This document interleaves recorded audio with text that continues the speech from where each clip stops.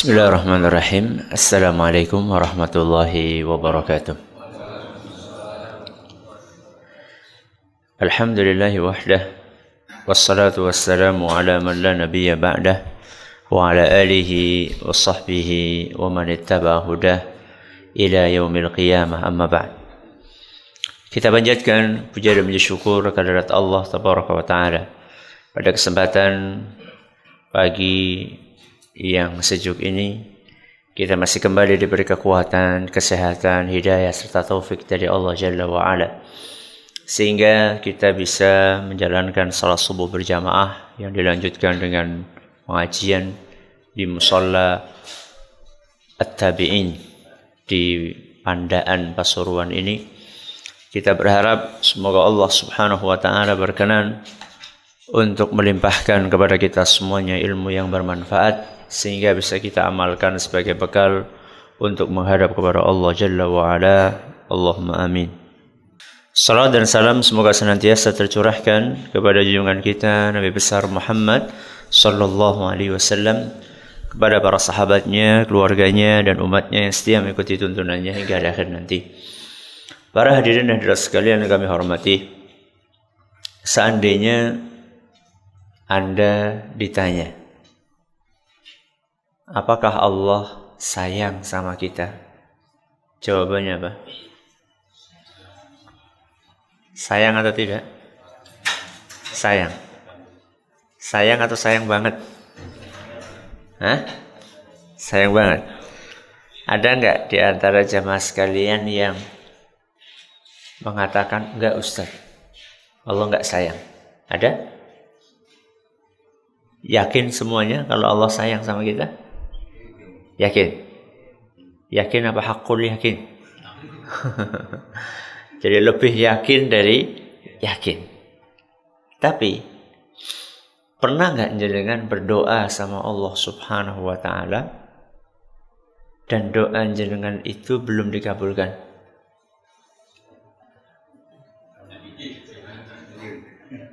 Jangan dijawab dulu, dipikir dulu. Dipikir dulu, pernah nggak berdoa minta sama Allah belum dikabulkan atau bahkan tidak dikabulkan? Pernah? Pernah? Apa? Makanya saya bilang tadi pikir dulu. Apa doa jenengan yang minta sama Allah belum dikabulkan?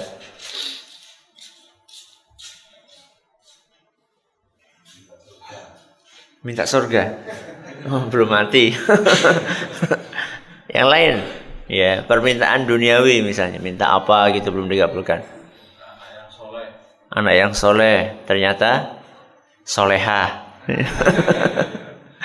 Ada yang lain? Ya benar kan, mintanya soleh, maksudnya minta anak laki-laki, ternyata dikasihnya anak perempuan. Ada yang lain? Apa? Istri soleha. Kalau istri soleh gak mungkin ya. Bagus. Ternyata belum terlalu soleha. Ada yang lain? Umur yang panjang. Sekarang jenengan udah berapa umurnya?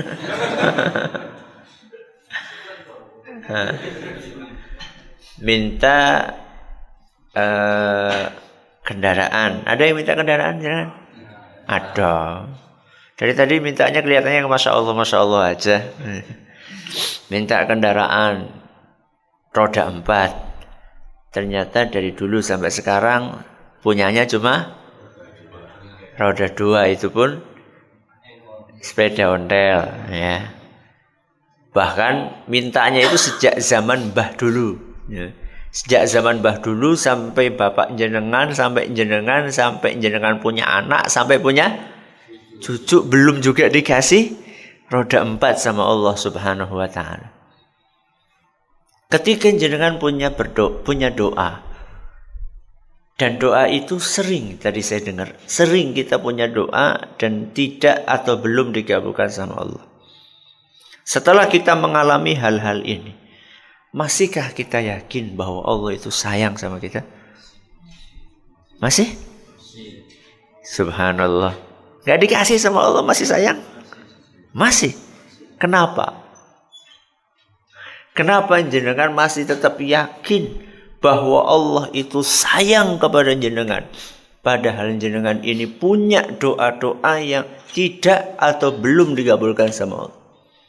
Dari mana keyakinan itu muncul bahwa Allah itu baik, bahwa Allah itu sayang, padahal kita punya permintaan yang sering tidak dikabulkan sama Allah?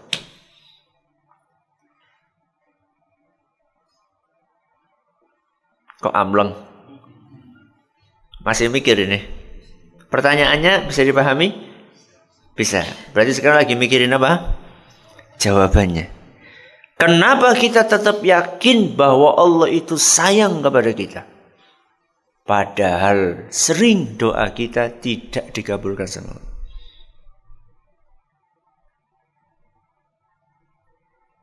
Pas? Pas. 1. Ngitung sama saya ya. Cuma 2 kok. Jawabannya baru 2. 1. Karena ukuran sayang atau tidak sayang bukan dikasih atau tidak dikasih. Apa yang pertama? Ukuran sayang atau tidak sayang bukan dari dikasih atau tidak dikasih. Atau dengan kata lain, ketika kita dikasih itu belum tentu tanda sayang, dan ketika tidak dikasih bukan berarti tanda tidak disayang. Masuk gitu Ustaz? Bukannya sayang itu diukur ngasih atau tidak? Nggak usah jauh-jauh. Saya kasih analogi yang mudah saja di dalam kehidupan rumah tangga kita. Pernah nggak anak jenengan minta sesuatu dan tidak jenengan kasih? Sering. Contohnya kemarin ketika Idul Fitri minta duit buat beli petasan, buat beli mercon.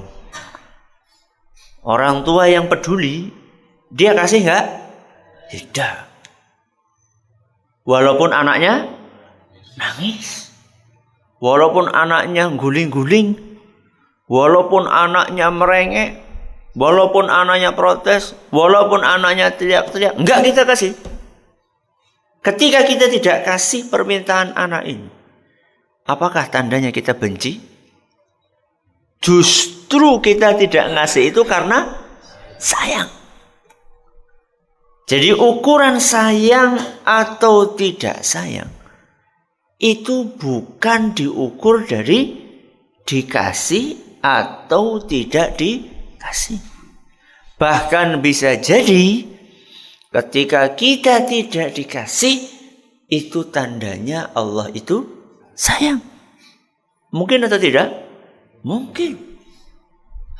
Ada sebagian orang minta supaya dijadikan orang kaya. Minta supaya dijadikan orang kaya.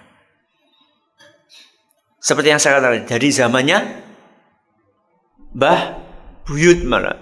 Ya, dari zamannya Mbah Buyut, Mbah sampai sekarang punya anak, punya cucu, enggak juga dikabulkan sama Allah. Tidak dijadikan oleh Allah Subhanahu wa taala kaya. Bisa jadi tidak dikabulkannya permintaan mbah kita, bapak kita, anak dan cucu kita supaya dijadikan orang kaya sama Allah tidak dan belum dikabulkan, bisa jadi justru karena itu kasih sayangnya Allah kepada kita. Kok bisa? Iya.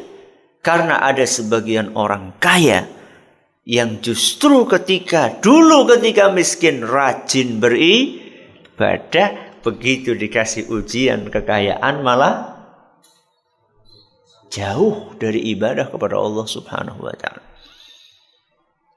Kondisi yang seperti itu ada banyak. Ya. Makanya disebutkan dalam sebuah ungkapan, ada sebagian hamba-hamba Allah yang cocoknya jadi orang kaya. Dan ada sebagian hamba-hamba Allah yang pantasnya jadi orang miskin. Pantas dan cocok di sini itu bukan berarti oh ini tampangnya memang tampang orang miskin, orang kaya. Bukan seperti itu. Karena kadang-kadang ada orang kelihatannya miskin ternyata kaya. Ada orang kelihatannya kaya miskin. Bawa mobil mewah. Ya. Bawa mobil mewah. Wah, Masya Allah ini kaya banget. Ternyata sopir. Sopir majikannya. Ada sebagian orang kemana-mana ngontel. Ternyata punya mobil yang mewah di rumahnya. Karena dia memang senang ngontel. Gitu saja. Bukan itu yang maksud saya cocok jadi orang kaya atau miskin. Tapi maksud saya jadi cocok jadi orang kaya atau miskin. Orang ini memang baiknya jadi orang miskin. Dan orang ini yang lainnya baiknya jadi orang kaya. Karena Allah subhanahu wa ta'ala tahu bahwa orang ini kalau dijadikan kaya bakalan jauh dari ibadah kepada Allah subhanahu wa ta'ala. Kenapa ada sebagian orang yang memang cocoknya jadi orang miskin? Karena Allah subhanahu wa ta'ala tahu bahwa orang ini kalau seandainya dikasih kekayaan akan lupa kepada Allah subhanahu wa ta'ala. Saya kasih contoh. Ilustrasi. Orang yang dulunya jualan bakso pakai gerobak. Ya, bakso Malang. Ya. Jualan bakso Malang. Ada bakso Malang khususnya? Ya. Bakso Malang pakai gerobak. Subhanallah. Ketika masih jualan pakai gerobak, itu kan keliling kan. Kapan ada azan, dia langsung sholat. Langsung parkir, kemudian dia sholat. Ternyata sama Allah subhanahu wa ta'ala diuji. Larisnya luar biasa. Akhirnya mulai bikin nyewa, bukan bikin. Mulai nyewa lapak, bukan warung, masih lapak dulu. Lapak, dia pun berusaha untuk mencari lapak yang dekat sama masjid. Dengan harapan nanti kalau waktunya azan ya dia akan tinggalkan lapaknya terus pergi ke masjid. Allah uji lagi, ternyata lapaknya ramai laris. Ya. Akhirnya karena lapaknya ramai laris, duitnya tambah banyak. Akhirnya dia mikir bagaimana bukan nyewa lapak, tapi nyewa kios yang lebih besar. Dia pun masih memikirkan, oh agak jauh dikit dari apa? Masjid, yang penting kiosnya tetap rame. Akhirnya betul dia buka kios. Karena agak jauh, mulai kalau kemarin belum azan sudah berangkat ke masjid. Ini azan baru berangkat ke masjid sehingga kadang-kadang ketinggalan takbiratul ihram. Mulai ini. Ternyata Allah uji lagi. Sudah dibikin kios ternyata malah tambah rame, nggak cukup kiosnya. Dia nabung, akhirnya dia beli tanah yang lebih luas lagi, dia bangun dan qadarullah tanahnya itu jauh dari masjid. Bukan jauh, tapi apa? Jauh dari masjid. Ya sudah mulai itu. Mulai dia kepikiran, oh iya ya. Ya, yang penting kan sholat. Ya sudah sholat di kios saja. Sampai akhirnya lama-lama, wah kok ngelihat dagang yang lain, pedagang-pedagang yang lainnya kok pada nggak sholat ya? Pada nggak sholat tapi tetap rame. Dan ini salah satu bukti bahwa orang yang dikasih sama Allah itu belum tentu disayang. Ada nggak orang kaya yang nggak sholat? Ada nggak? Banyak. Bahkan orang yang paling kaya sedunia itu sholat nggak? Enggak, bukan orang Islam. Sholat gimana? Itu kekayaan dia itu, siapa yang ngasih? Allah. Apakah artinya Allah sayang sama dia? Enggak, orang kafir kok disayang sama Allah. Ya enggak. Ya. Jadi ini kembali kepada tadi. Ada sebagian orang yang memang cocoknya jadi orang miskin. Kalau jadi orang kaya, dia akan lupa beribadah kepada Allah. Tapi ingat, juga ada sebagian orang yang cocoknya jadi orang kaya karena dia nggak tahan jadi orang miskin. Kalau dia jadi orang miskin, dia bisa-bisa murtad keluar dari agama Islam. Makanya ada ungkapan kadal faqru an yakuna kufran. Betapa sering kefakiran itu mengantarkan kepada kekufuran. Bisa agamanya dibeli dengan sekardus mie dan seterusnya. Maka dari sini jawaban yang pertama, kita tetap meyakini Allah itu sayang kepada kita walaupun permintaan kita belum dikabulkan. Jawaban yang pertama apa tadi? Ukuran sayang atau tidak sayang, bukan dikasih atau tidak dikasih. Karena ada sebagian orang tidak dikasih justru karena disayang sama Allah. Dan ada sebagian orang dikasih justru karena Allah ingin menimpakan azab kepada dia. Itu yang namanya istidraj. Apa istidraj? Dilulu. Antum tahu dilulu? Dilulu kan dia apa? Diulur gitu. Ya. Sanastadrijuhum, kata Allah dari dalam Al-Quran. Kami akan istidrajkan dia. Ya. Kami akan ulur dia. Supaya apa? Supaya nanti pada hari kiamat dia tidak mendapatkan kenikmatan secuil pun. Karena seluruh kenikmatan sudah dia dapatkan di dunia. Ini jawaban yang pertama. Jawaban yang kedua. Antara permintaan kita yang belum dikabulkan sama Allah. Apa? Antara permintaan kita yang belum dikabulkan sama Allah. Dengan karunia yang Allah berikan kepada kita tanpa kita minta. Diulangi lagi coba. Antara permintaan kita yang belum dikabulkan sama Allah dengan karunia yang Allah berikan kepada kita tanpa kita minta. Banyak mana? Banyak yang mana? Banyak yang diberikan tanpa kita minta. Berarti Allah sayang atau tidak? Sayang. Gak usah diminta, dikasih. Contohnya banyak sekali. Apa ini? Bisa bernafas. Coba siapa di antara jenengan yang tadi bangun setelah membaca doa bangun tidur? Apa bangun tidur? Doa bangun tidur apa tadi? Baca enggak tadi? Baca. Alhamdulillahilladzi ahyana ba'dama amatana wa ilaihin nusyur. Ada enggak di antara kita yang tadi setelah baca doa bangun tidur terus dia menyempatkan, ya Allah, hari ini izinkan aku bisa bernafas? Ada? Coba angkat tangan. Saya sampaikan pertanyaan ini di sekian banyak pengajian di hadapan puluhan, ratusan, ribuan jamaah. Sampai sekarang belum ada yang angkat tangan. Termasuk yang ngomong.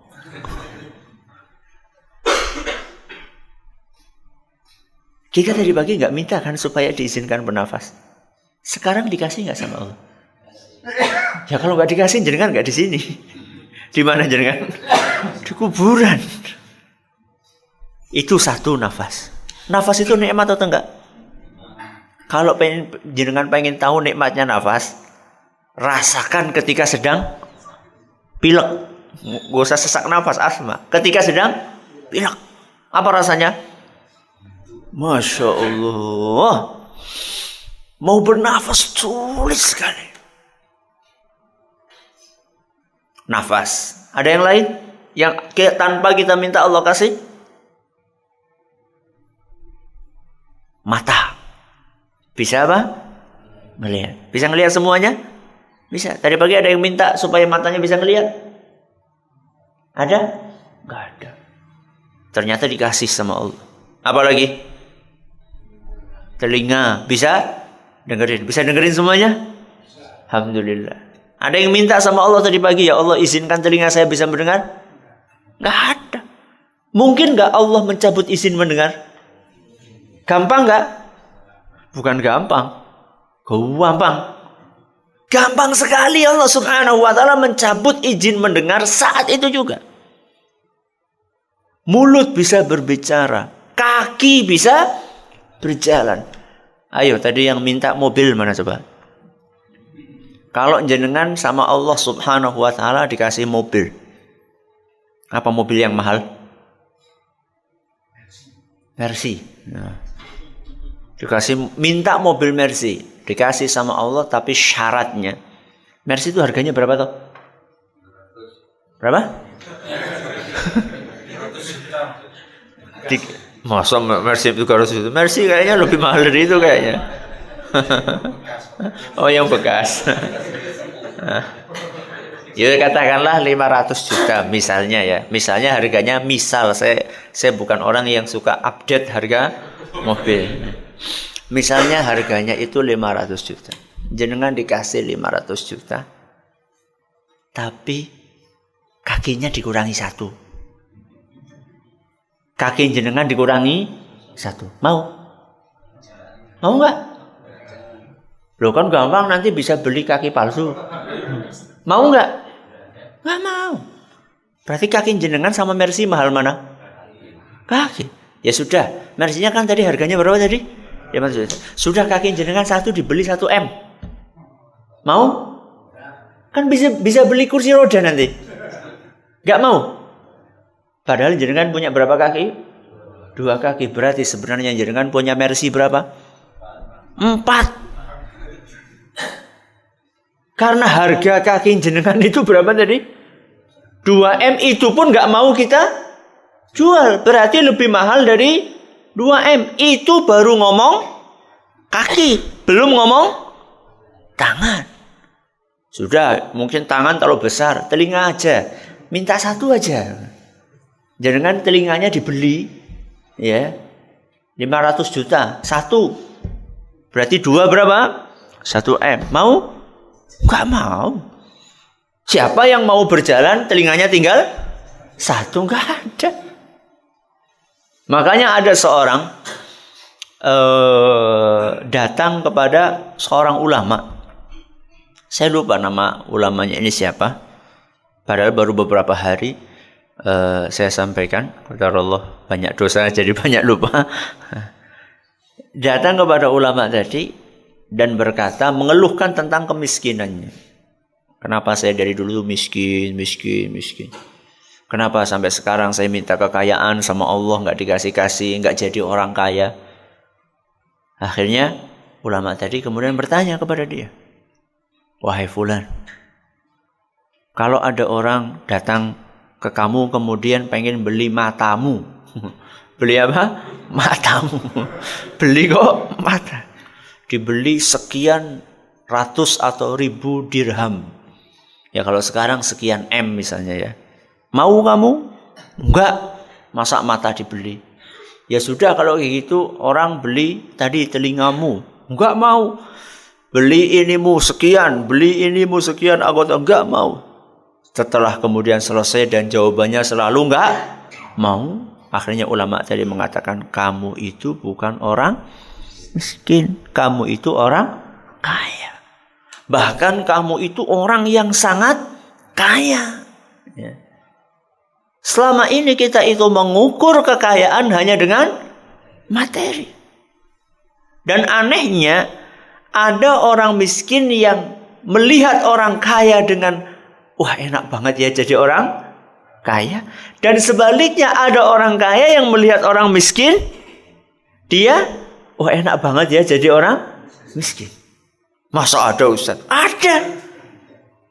Ada sebagian orang kaya itu yang gak bisa tidur.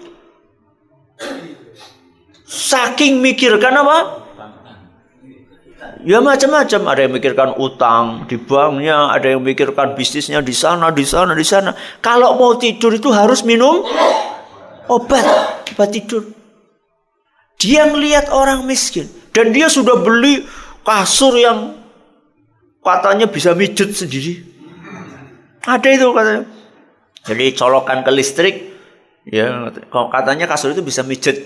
Ya. Jadi bangun-bangun katanya akan fresh, seger.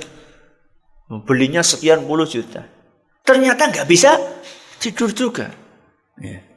Nah, dia ngelihat ada orang miskin. Cuma pakai amben, bukan amben, apa namanya? Itu loh, apa? Yang dari bambu itu kret itu apa namanya? Amben dari bambu, ya. Cuma dari bambu kemudian dikasih tikar yang lusuh, ya sudah tikar warisan dari Mbah Buyut, ya sudah bolong-bolong di mana-mana. Gak usah nunggu 5 menit baru blek langsung apa? Langsung ngorok. Dia ngelihat, ya Allah, enak banget ini orang miskin ini tidurnya. Jadi ada sebagian orang miskin pengen jadi orang kaya pengen jadi orang miskin. Ada sebagian orang ketika masih kemana-mana bicycle alias jalan kemana-mana, dia minta, ya Allah, saya pengen punya sepeda. Akhirnya sama Allah dikasih apa? Alhamdulillah. Setelah naik sepeda, dia ngeliat kok sepeda gak banter ya. Akhirnya dia minta sama Allah supaya dikasih motor, dikasih sama Allah motor. Begitu dapat motor, akhirnya dia pengen, ya Allah, motor ini walaupun cepat tapi kena angin. Enak ya kalau punya mobil. Akhirnya dikasih sama Allah mobil, dan seneng naik mobil itu, saking senengnya sampai ngebut, ya saking ngebutnya sampai nabrak. Begitu nabrak masuk rumah sakit. Begitu masuk rumah sakit kakinya patah. Pertama kali yang dia inginkan, ya Allah, kapan saya bisa jalan. Itu kan lucu. Begitu dapat mobil pengen jalan. Begitu jalan pengen punya mobil. Itulah manusia. Dikasih hujan pengen terang. Dikasih terang pengen hujan. Ya. Begitu banjir pengen gak hujan. Begitu hujan kering pengen hujan. Subhanallah. Ya. Kembali kepada jawaban yang kedua. Apa tadi?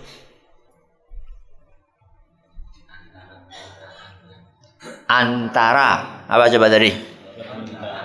Permintaan kita yang belum dikabulkan dengan karunia yang Allah berikan kepada kita lebih banyak yang Allah berikan tanpa kita minta. Jadi kita bicara karunia yang Allah berikan tanpa kita minta, berupa karunia anggota tubuh dan seterusnya. Termasuk juga anak-anak kita. Sehatnya anak-anak kita, kemudian nurutnya anak-anak kita, kemudian anak-anak kita yang masih hidup. Mungkin ada di sini yang anaknya sampai 5, ada? Ada yang di atasnya 5? Ada? 6 ya. Coba yang anaknya 6 ya. Ada nggak yang anaknya 6 tadi pagi minta sama Allah, ya Allah izinkan anak saya 6-6-nya hari ini masih hidup? Ada? Enggak. Ternyata dikasih hidup nggak sama Allah? Dikasih. Padahal Allah kuasa nggak untuk mencabut anak kita? 6-6-nya bisa nggak? Bisa. Satu waktu 6-6-nya semuanya meninggal dunia. Bisa. Akan tetapi Allah subhanahu wa ta'ala kasih kita anak tersebut sehat walafiat tanpa kita minta. Bicara tentang tempat tinggal kita. Mungkin nggak tempat tinggal kita tahu-tahu ujuk-ujuk ambruk. Mungkin enggak? Mungkin.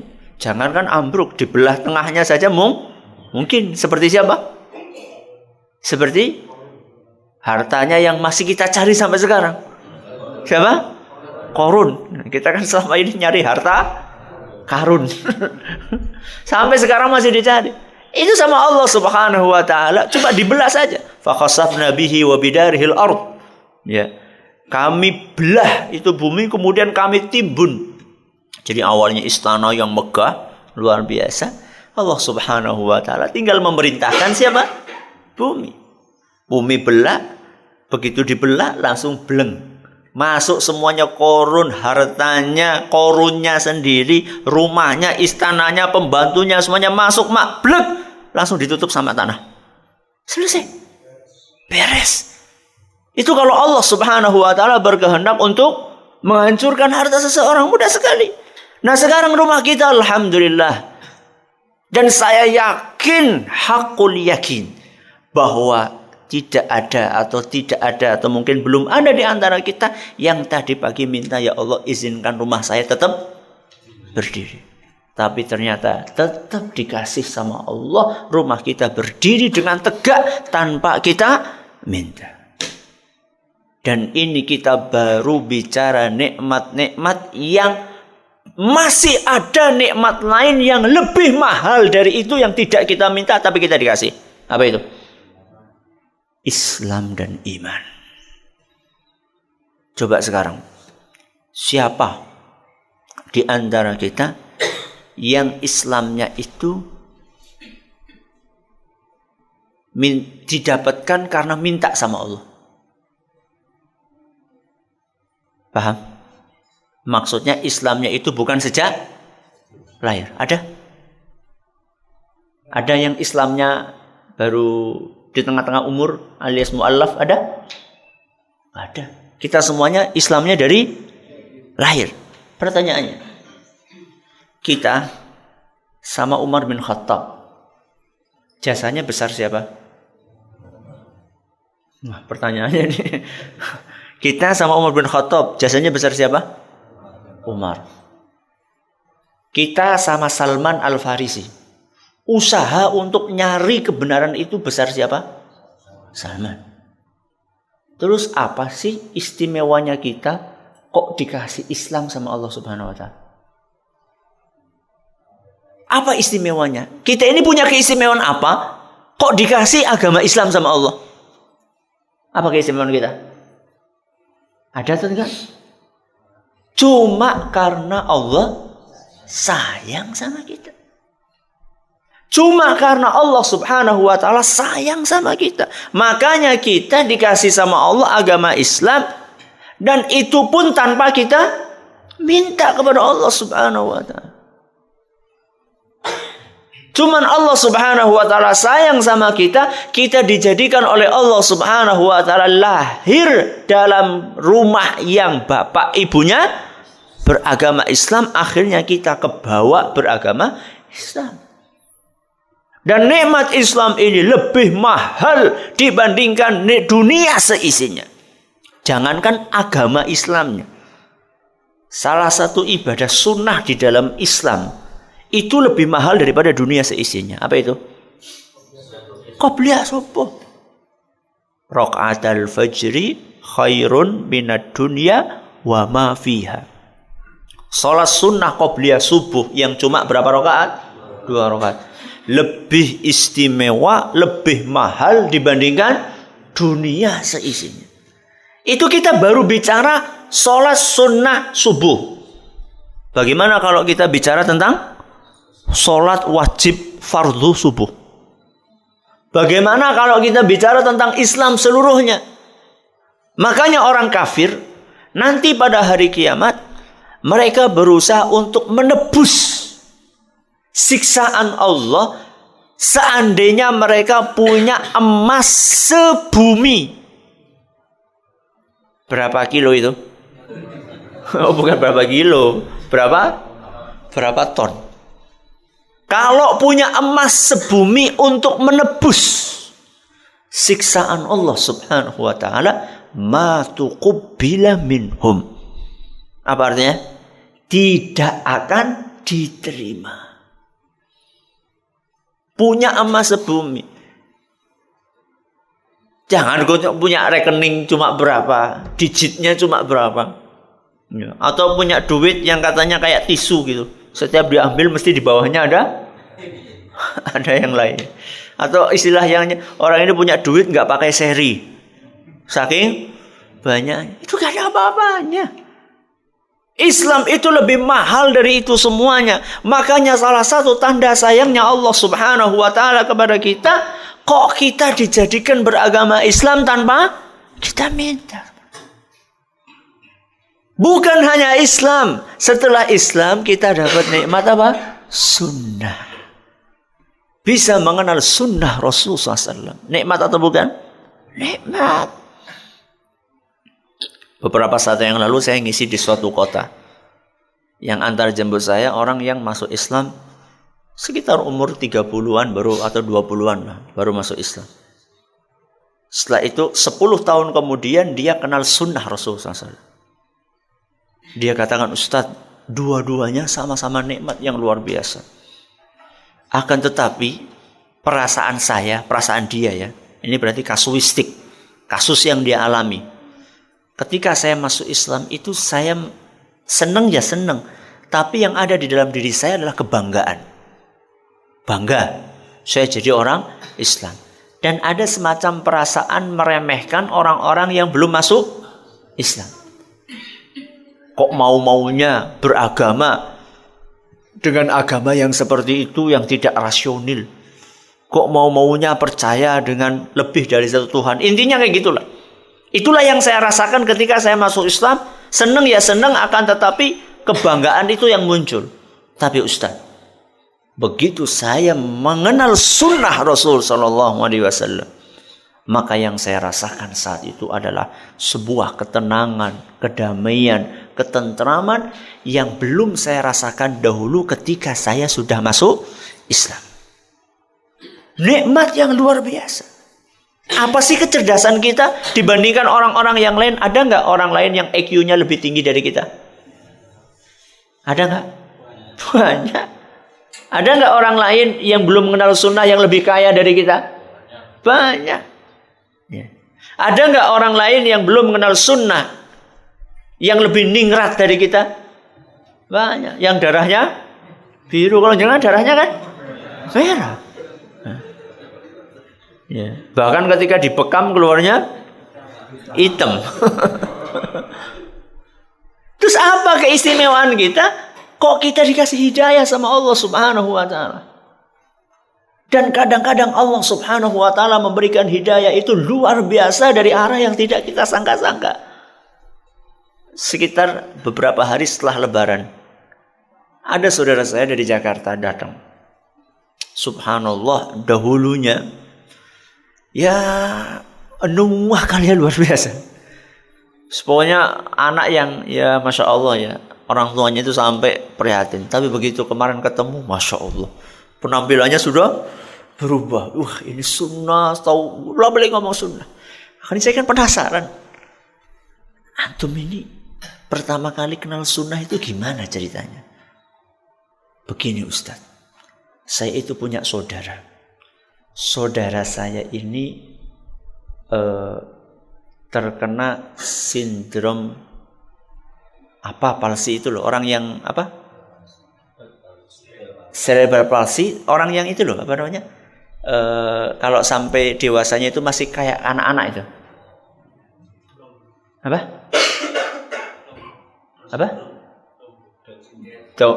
Down syndrome, orang yang itu loh, kan kita sering lihat kan orang sudah gede tapi perilakunya kayak anak-anak, belum bisa ngapa-ngapain gitu ya. Saya punya saudara seperti itu Ustaz. Dan saudara saya ini ya biasa lah kayak umumnya, masih sulit untuk apa-apanya harus dilayani. Saudara saya ini kalau nggak salah saudara sepupu atau saudara ipar saya lupa. Dia itu punya radio. Dan suatu saat dia nyetel radio. Dan sampai ke sebuah gelombang yang isinya cuma ngaji Quran, kemudian kajian Islam, tausiah. Dan kalau mau dipindah, nggak mau dia. Kalau sampai ada yang mau pindah gelombang ini, marah dia. Akhirnya karena nggak mau repot, orang satu rumah itu membiarkan si anak ini untuk terus nyetel radio. Dan kalau nyetel dia nggak mau pelan, pengennya keras. Akhirnya mau nggak mau kami satu keluarga dengerin itu radio, dan lama-lama satu keluarga dapat hidayah semuanya. Lihat, lewat anak yang terkena sindrom apa tadi? Yus keterbelakangan mental lah, semacam autis gitulah ya, semacam. Ya. Lihat bagaimana Allah memberikan hidayah lewat anak yang seperti itu. Ini kan kalau bukan karena Allah sayang, itu karena apa lagi? Padahal masa lalunya kelam. Sama juga setelah saya ngisi pengajian sekitar beberapa hari yang lalu, 3 hari yang lalu. Setelah pengajian tahu-tahu datang saya. Ustaz, Assalamualaikum. Ustaz, saya bisa foto Ustaz. Kalau enggak gimana sih bang? Ya enggak apa-apa Ustaz. Gimana? Ustaz, saya itu dulu tukang mabuk, tukang judi, narkoba, habis semuanya saya lalap Ustaz. Terus sejak kapan antum kenal sunnah? Sejak 2 tahun yang lalu Ustaz. Gimana ceritanya? Ceritanya Ustaz, saya punya teman nyetel radio yang isinya pengajian itu. Setiap nyetel itu saya marahi. Nyetel kok kayak gitu. Nyetel yang lain coba. Yang isinya itu yang ya biasalah. Kalau di sini kan request Quran be request. Ini kan biasanya kan requestnya apa? Nah, dangdut apalagi? Cucak rowo. Ya. Itu yang biasanya diminta. Ini enggak, ini mintanya adalah Quran. Sampai kata dia saya marah sama orang yang seperti itu. Subhanallah Ustaz, walaupun saya marahi teman saya itu tetap nyetel. Kok lama-lama saya merasa enak. Akhirnya saya dengerin, saya tertarik. Akhirnya saya tinggalkan seluruh dunia gelap tadi. Sekarang saya saya lupa apa dia kerjaannya. Ya. Sekarang saya setiap bekerja selalu saya setel, dan kalau ada teman saya datang saya dimarahi sama teman saya. Nyetel kok Quran deh. Subhanallah kata dia. Dulu saya marahi orang, sekarang jadi dimarahi. Allahu Akbar. Ini jawaban yang kedua. Apa jawaban yang kedua tadi? Antara permintaan kita yang belum dikabulkan dengan karunia yang tanpa kita minta lebih banyak karunia yang kita minta. Yang tanpa kita minta. Berarti yang Allah berikan kepada kita banyak atau tidak? Banyak sekali. Yang Allah berikan kepada kita banyak sekali. Dan yang Allah minta dari kita sedikit atau banyak? Yang Allah minta dari kita sedikit atau banyak? Sedikit. Yang Allah berikan kepada kita banyak, yang Allah minta dari kita sedikit. Ini tanda sayang atau tidak? Sayang. Dan ini jawaban yang ketiga.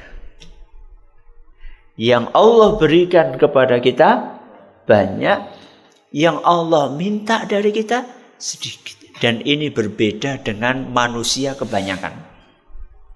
Manusia kebanyakan itu apa? Ngasihnya sedikit, mintanya banyak.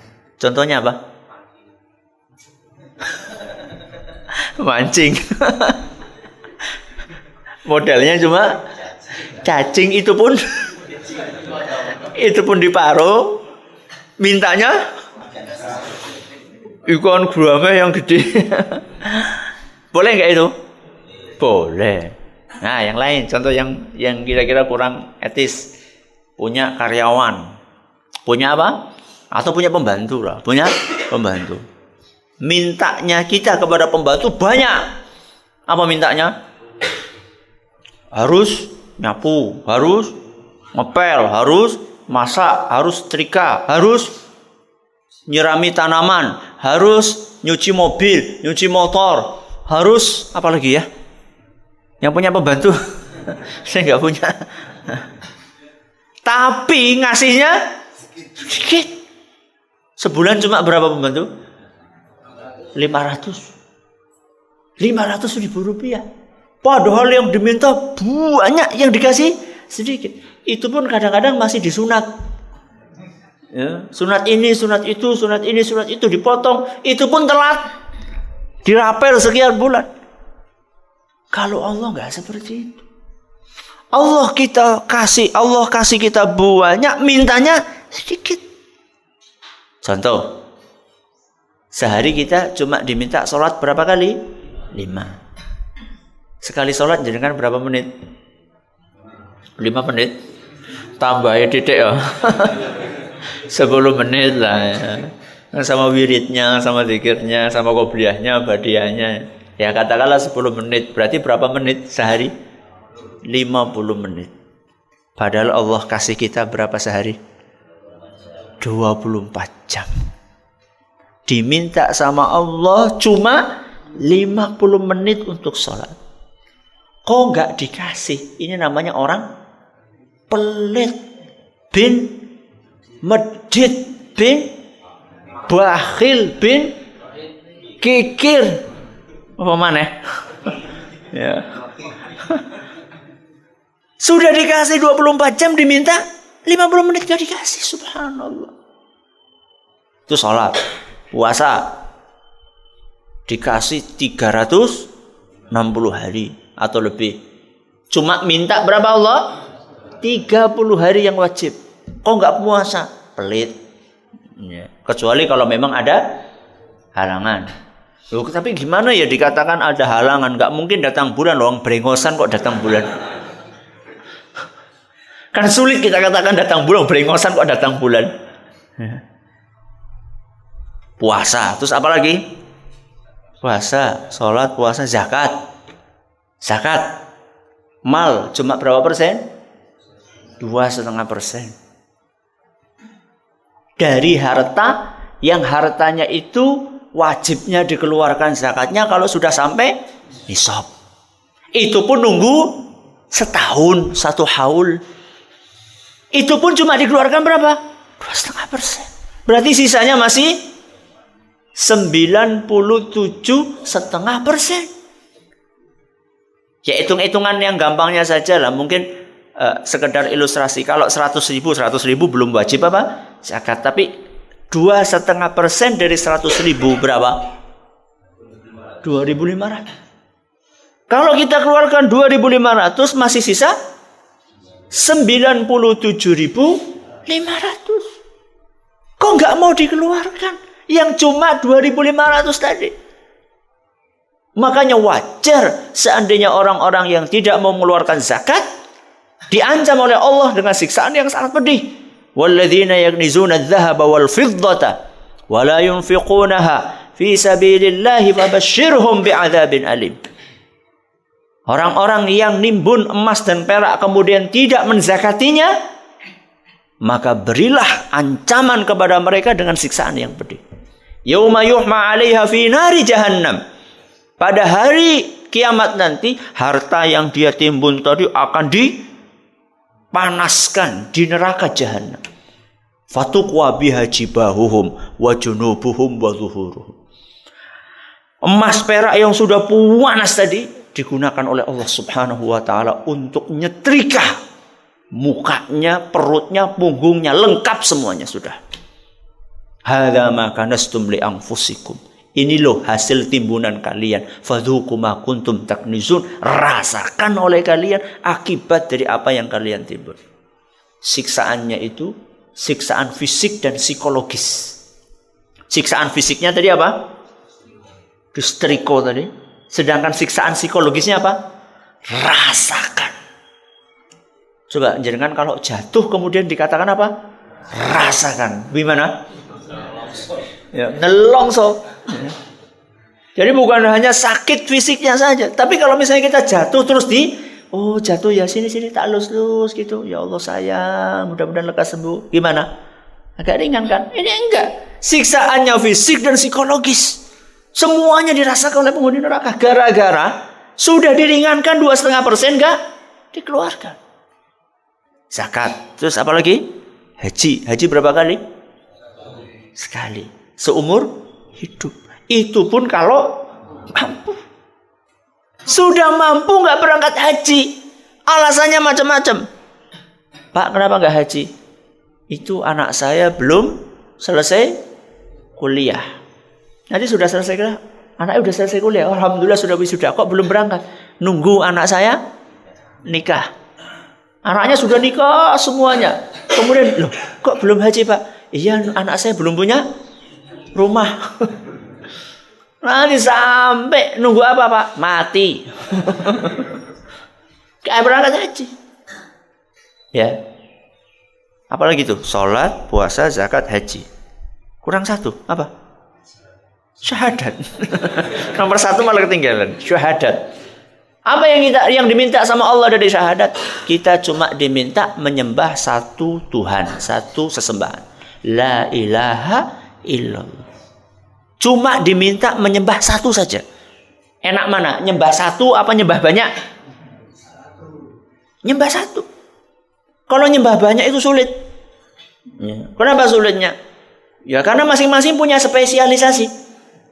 Nah, kalau minta jodoh ke Tuhan anu, minta makanan Tuhan anu, minta mobil Tuhan anu, ya, minta ini Tuhan anu.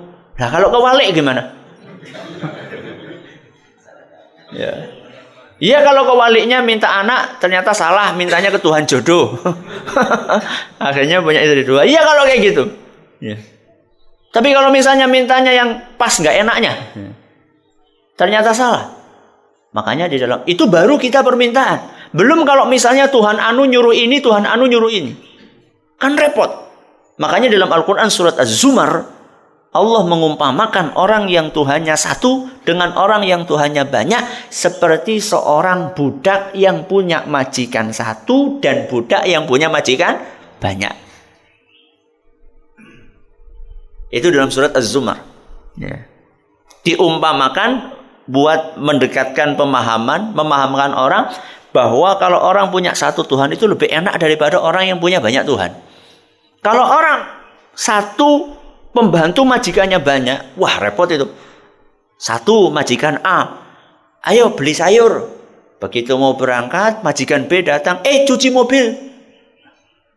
Baru mau beli sayur suruh cuci mobil. Baru mau nyuci mobil, majikan yang ketiga, itu belum disetrika, saya mau berangkat ke kantor. Mana dulu coba? Bingung kalau Tuhannya banyak. Ya akhirnya Allah lerenai dikeprui sama tiga-tiganya. Ya. Tapi Tuhan kita cuma satu, sesembahan kita cuma satu, yaitu Allah Subhanahu wa ta'ala. Alhamdulillah, berarti jawabannya ada berapa? 3. Coba diulangi. Ukuran kasih sayang bukan dikasih atau tidak dikasih. Yang kedua, antara permintaan yang belum dikabulkan dengan karunia yang Allah berikan tanpa kita minta lebih banyak yang Allah berikan tanpa kita minta. Yang ketiga, yang Allah berikan sama kita banyak, yang Allah minta dari kita sedikit. Semoga bermanfaat buat kita semuanya. Wallahu ta'ala a'la wa alam. Pas sekitar 1 jaman. Terima kasih atas perhatiannya. Mohon atas segala kekurangannya. Kita tutup dengan membaca Subhanakallahumma wa bihamdika asyhadu an la ilaha illa anta astaghfiruka wa atubu ilaik. Assalamualaikum warahmatullahi wabarakatuh.